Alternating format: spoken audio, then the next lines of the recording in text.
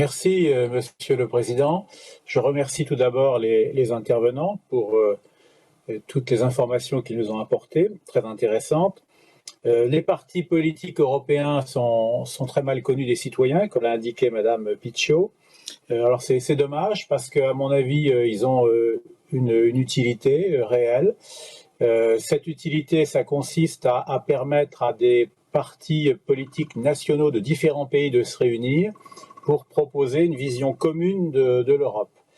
Alors cette vision commune, elle peut être très diversifiée. Ça peut être, pourquoi pas, proposer l'évolution de l'Union européenne vers un État fédéral européen. Bon, c'est pas ma vision. Et ça peut être aussi à l'inverse de proposer une Europe des nations dans laquelle la Commission de Bruxelles, par exemple, aurait des pouvoirs très amoindris pour donner plus de souveraineté aux États. Donc, à mon avis, le spectre politique possible est très large et doit être respecté. Alors, à partir de là, j'éprouve un certain malaise en écoutant certains des experts qui se sont exprimés aujourd'hui, parce que certains, par exemple M. Van Eck, nous indique que, selon lui, pour valoriser les partis politiques européens, il faudrait aller vers le système de listes transnationales et vers le système de Spitzenkandidaten. Et à mon avis, c'est biaiser le sens des partis politiques européens, puisque, je le répète, on peut tout à fait être partisan d'un tel mécanisme sans pour autant prôner une Union européenne fédérale.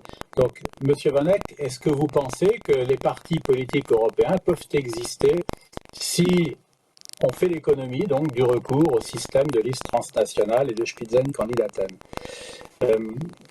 Monsieur Wouters, également, vous avez indiqué qu'il fallait surveiller de plus près le respect des valeurs européennes par les partis politiques européens, et certains détails que vous avez donnés m'ont un peu effrayé, je vous l'avoue. J'avais quand même l'impression d'une intrusion considérable dans le domaine des valeurs. Alors, je vous pose une question très simple. Est-ce que, selon vous, les valeurs européennes, ça implique nécessairement d'adopter une vision fédérale de l'Union européenne, ou bien est-ce qu'on peut respecter les valeurs européennes à vos yeux tout en prônant une Europe des nations? Et puis, j'aimerais terminer en signalant un problème très concret que j'ai rencontré, c'est que tout le monde a l'air de dire qu'il faudrait que les partis politiques européens puissent financer les élections européennes. Alors, vous savez que ça n'est pas vraiment le cas. Beaucoup de pays européens s'y opposent, au motif que leur réglementation nationale n'est pas totalement compatible avec l'intrusion des partis politiques européens. C'est le cas de la France. Et à la réflexion, je me demande si ça n'est pas prudent, une telle attitude de méfiance, parce que il y a des règles d'égalité entre les candidats qui doivent être respectées, en tout cas dans mon pays, et il est évident qu'avec des dotations très différentes des partis politiques européens, si on leur donne la possibilité d'intervenir, ça risque de briser cette égalité. Alors j'aimerais vous donner un chiffre.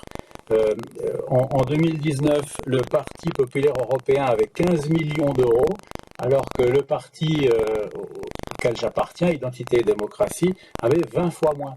Donc évidemment, c'est un peu effrayant, une telle disparité. Donc est-ce que vous pensez qu'on peut soutenir raisonnablement que des partis politiques européens pourraient financer les campagnes européennes tout en garantissant le principe d'égalité entre les candidats? Je vous remercie.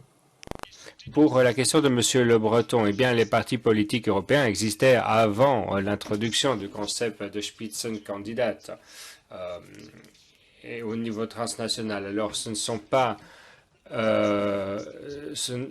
les Spitzenkandidat et les listes transnationales ne sont pas une condition sine qua non de l'existence des partis européens. Il y aura toujours un rôle à jouer par ces partis européens, même en dehors de ces deux systèmes. Alors certains partis politiques s'opposent à l'Union européenne, la critiquent dans sa forme actuelle.